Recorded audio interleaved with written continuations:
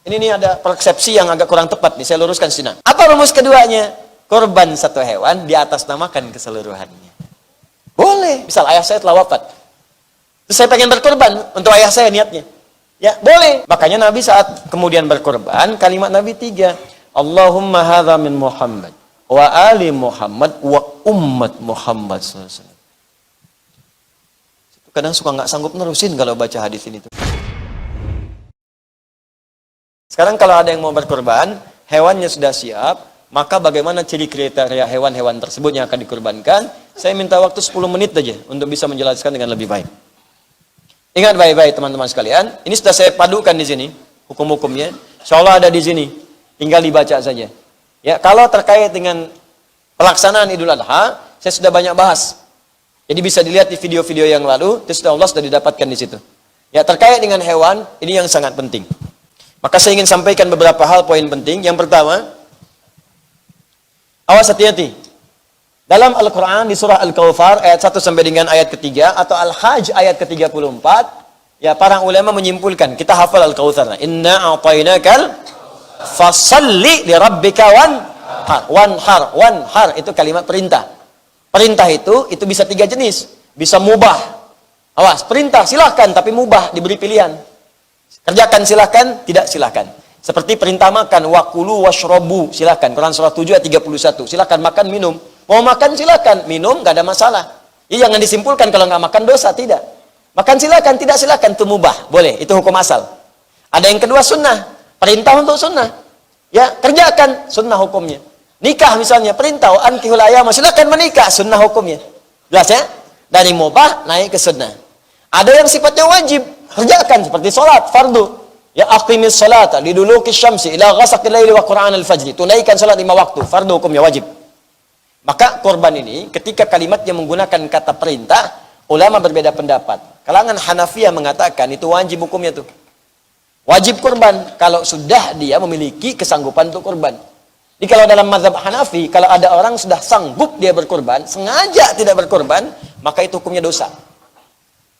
Apa sandarannya? Termasuk hadis Nabi sallallahu alaihi wasallam, riwayat sahabat Abu Hurairah, Ibnu Majah nomor hadis 3123. Di buku saya halaman 34. Perhatikan, an Abi Hurairah, ya, an Abi Abdurrahman ibn Sahar, dari Abdurrahman bin Sahar, an Abdurrahman ibn Sahar, Abu Hurairah radhiyallahu taala anhu, anin Nabi sallallahu alaihi wasallam qala, hadis riwayat Nabi sallallahu alaihi wasallam, beliau menyampaikan, lihat kalimatnya, man kana lahu sa'atun walam yudhi fala yaqrabanna musallana, fala yaqrabanna pakai nun taukid, musallana.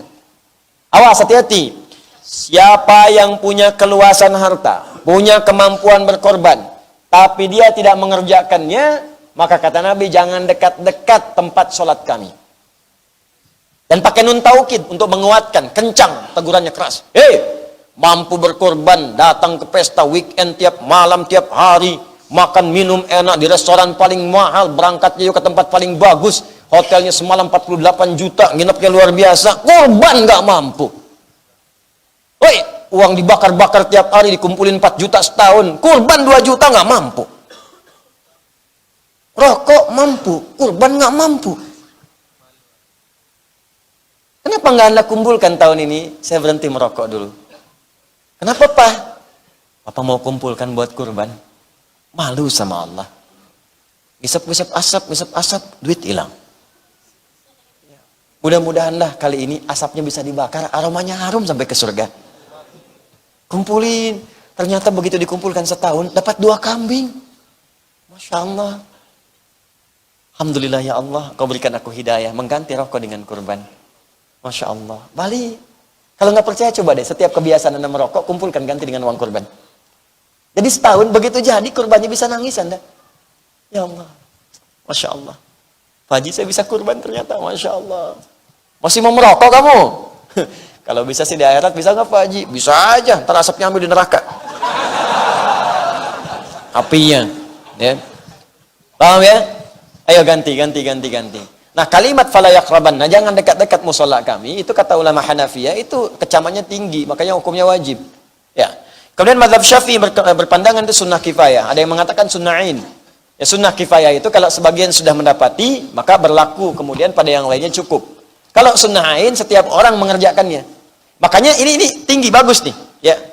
Ya, tinggi, bagus nih pandangannya. Artinya apa? Bergantung pada keluangan berkorban. Ini ada persepsi yang agak kurang tepat nih, saya luruskan sini. Kalau Anda punya kemampuan untuk setiap orang berkorban di keluarga, itu boleh, silakan.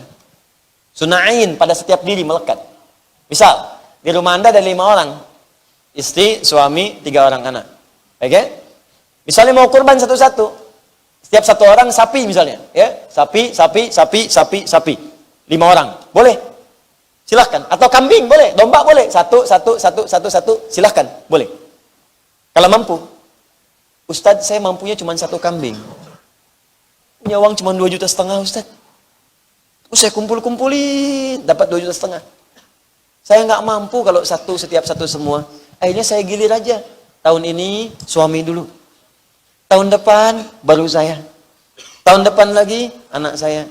Pertanyaan saya, Bu, apa mungkin tahun depan suami ibu hidup?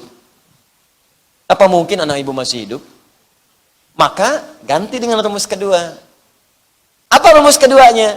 Korban 1 hewan di atas namakan keseluruhannya. Boleh. Boleh, ya. Kan saya yang ustadz situ nanti. Udah jamaah, hafal hadis enggak, Quran enggak hafal. Nawar lagi, boleh. Bukan boleh, tapi memang diajarkan. Makanya Nabi saat kemudian berkorban, kalimat Nabi 3. Allahumma hadza min Muhammad wa ali Muhammad wa ummat Muhammad SAW. Kadang suka nggak sanggup nerusin kalau baca hadis ini tuh. Ya Allah, mohon terima kurban ini dari Muhammad, dari keluarga besar Muhammad, dan dari umatnya Muhammad SAW yang tak mampu berkorban selama hidupnya. Nabi itu kalau kurban, sebagian di atas namakan Nabi, keluarga besarnya, dan beliau atas namakan umatnya yang nggak bisa kurban. Ya Allah, umat saya nggak bisa kurban. Saya mohon terima kurban saya ini atas nama umat saya yang nggak bisa kurban selama hidupnya. Azizun alaihi ma'anittum harisun alaikum bil mu'minina raufur rahim. Sangat peduli dengan kita. Kalau perlu beban kita ditanggung oleh beliau. Sangat cinta, lemah lembut pada orang-orang beriman. Ini kita tuh dipikirin gitu, belum korbannya udah kepikiran oleh Nabi. Nabi tuh ngebayangin nggak semua umat saya mungkin nggak bisa korban. Ya Allah, kalau mereka nggak mampu terima korban atas nama umat saya nggak bisa korban. Hadisnya sahih. Di buku saya ada saya cantumkan sampai riwayatnya. Maka kalimat min Muhammad ini menunjukkan sifat aini. Untuk pribadi boleh. Satu sendiri boleh. Ali Muhammad untuk keluarga. Ini kalau mau kurban atas nama keluarga boleh. Ali Muhammad, keluarga besar Muhammad, saat beliau berkorban, ada yang sebagian sudah meninggal. Sayyidah Khadijah sudah wafat. Masuk keluarga Nabi Muhammad. Ketika kita mendoakan Allahumma salli ala Muhammad wa ala ali Muhammad, masuk keluarganya. Semua keluarga Nabi itu didoakan oleh kita. Istri-istrinya, anak-anaknya, cucunya, kerabat, semua masuk di situ. Dan ketika beliau mengatakan ali Muhammad, bukan cuma yang hidup, yang wafat sudah ada. Kata para ulama di sini mengatakan boleh berkorban. Ini sepakat ulama nih. Boleh berkorban untuk yang wafat, boleh. Cuman perbedaannya, cuman 2 saja. Kata Al-Imam Asy-Syafi'i, boleh diniatkan pada yang telah wafat jika ada wasiat. Kata yang lain, jumhur mengatakan tidak perlu ada wasiat. Karena kalau nggak wasiat pun pasti pengen dikorbankan. Al-Imam Asy-Syafi'i mengatakan silakan berkorban untuk yang telah wafat jika ada wasiat. Di semua ulama sepakat boleh korban itu diatasnamakan bagi yang wafat, boleh. Misal ayah saya telah wafat. Terus saya pengen berkorban untuk ayah saya niatnya. Ya, boleh. Saya carikan sapi atau kambing, niatkan untuk ayah saya. Boleh. Cuma beda pendapat saja, kata Imam Syafi'i, ada wasiat nggak? Kalau ada wasiat, silahkan. Kalau tak ada, beliau mendiamkan. Jumhur mengatakan, tak perlu ada wasiat pun boleh, karena lafaz hadisnya tidak menunjukkan ada wasiat. Jelas ya? Baik, yang terakhir, umat Muhammad. Itu kehususan bagi Nabi SAW. Di itu baru 1 hadis, turunan hukumnya udah banyak. Fikih itu begitu. Jadi jangan tanya lagi, Ustaz, apakah boleh saya misalnya berkorban untuk orang tua yang telah wafat? Boleh, silakan. Tapi jelaskan di situ tujuannya. Ya, kalau mau lebih cepat lagi, sebutkan keluarga besarnya. Keluarga besar misalnya Bapak Muhammad, maka istrinya masuk, anaknya masuk, cucunya masuk, ada di situ. Ya. Jelas ya? Nah, jadi jangan muskil lagi di sini kalau ada yang memang kadarnya dapat titipan dari Allah misalnya 1 kambing, ingin untuk keluarga, niatkan untuk keluarga. Kalau ingin untuk 1 personal silahkan, tidak ada masalah. Untuk ayah saja misalnya silahkan. Ibu saja tidak ada masalah. Ya, Allah Ta'ala alam. Bismillah.